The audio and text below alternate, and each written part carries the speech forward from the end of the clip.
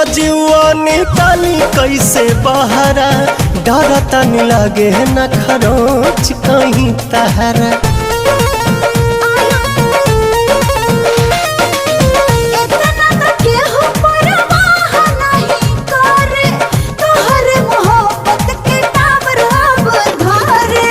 केसिया झकोर मारे बाली बल खावता, खींचल नथुनिया धेया